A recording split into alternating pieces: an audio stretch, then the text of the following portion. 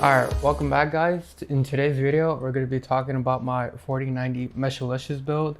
One of the main reasons why I started building the 4090 around the Meshlicious is because it's probably the smallest case that I have available that could fit it.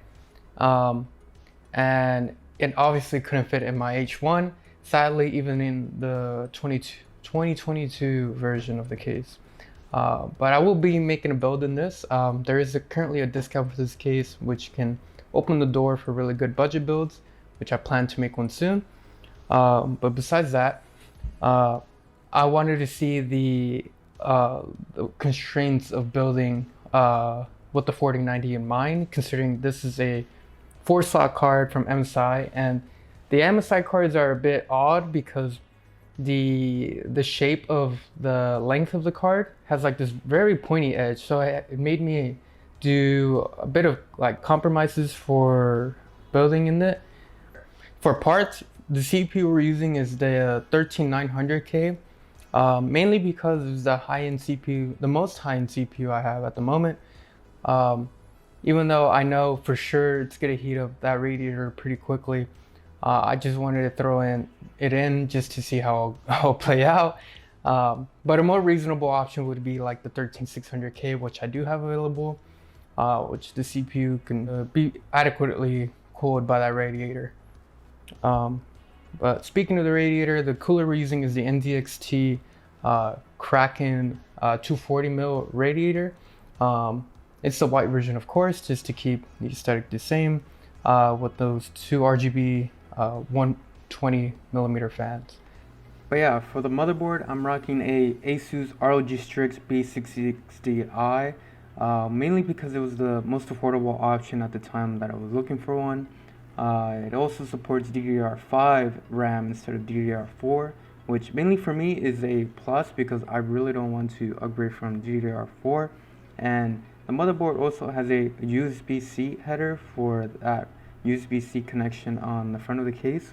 And the motherboard also has a Gen 5 16X PCIe slot, so it very future-proofs the build for quite a while. Then for the rear I/O, we have a DisplayPort and HDMI just in case I need to pull my GPU out of my system for another build that I'm working on. And then I have those two USB-Cs to help transfer those media files, and of course Wi-Fi just for the convenience of it. But yeah, overall it suits my needs and nothing too out of the ordinary. And then for the back of the motherboard, we have another M.2 drive at Gen 4 speeds, just in case I need that little extra storage for storing media files or games. And then the other M.2 drives at the front, also at Gen 4 speeds. Then the motherboard also has some RGB headers of the 4-pin and the 3-pin, just in case I ever want to use it in a build for RGB. It's always there and nice and handy. Then for RAM, we have the Corsair Dominator Platinum RGB DDR5, 32 gigs, mainly because of the aesthetic that it will bring to the build, and future builds that I will be building using these sticks. And also it's just DDR5 and it's compatible with the motherboard at the moment.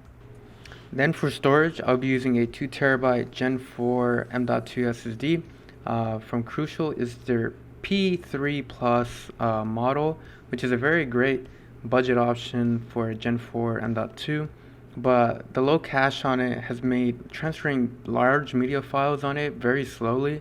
But other than that, it's very great for storing games. And then for the GPU, we're using a RTX 4090 MSI Trio X, mostly because it's a part out from a build that I bought earlier.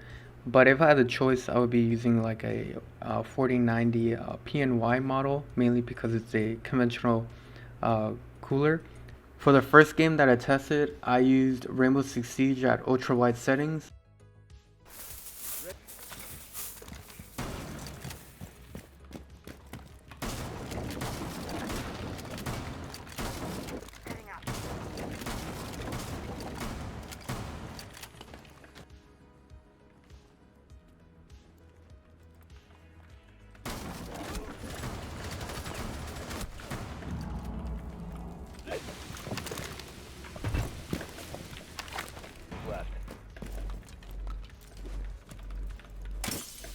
expires in 10 seconds.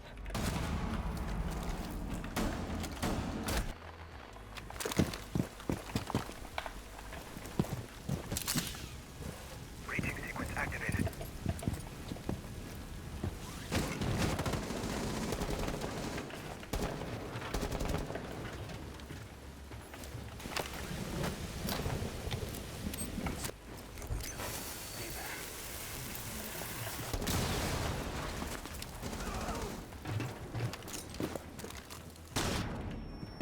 Secure the room. Protect the biocontainer. Hostile. Securing the container once. Next, I played Battlefield 2042 ultralight settings on high settings with no ray tracing or DLSS. Ahead of the enemy. Good job. Friendlies are now in control of the battle. Keep it up. Engagement. Get it back. The enemy is surged, taking control of the front. Just edged ahead of the enemy. Good job. Tango, sir.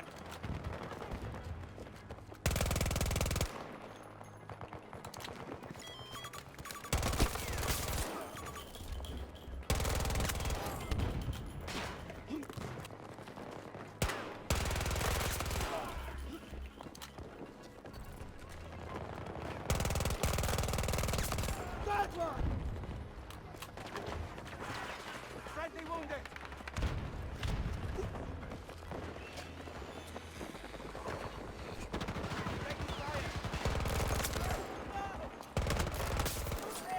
I'm reloading.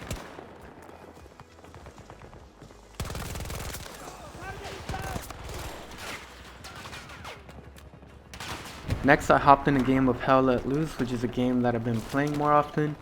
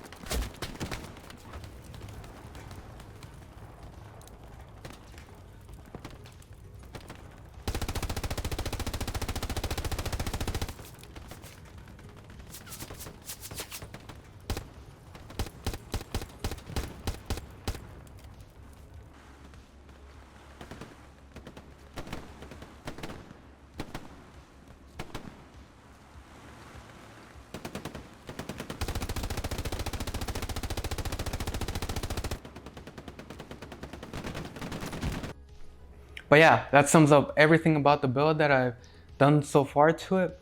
But if y'all enjoyed it or have any recommendations, what should I do with it, just let me know. And yeah, thanks for watching. If y'all enjoyed the video, y'all know what to do. And I'll catch you on the next one.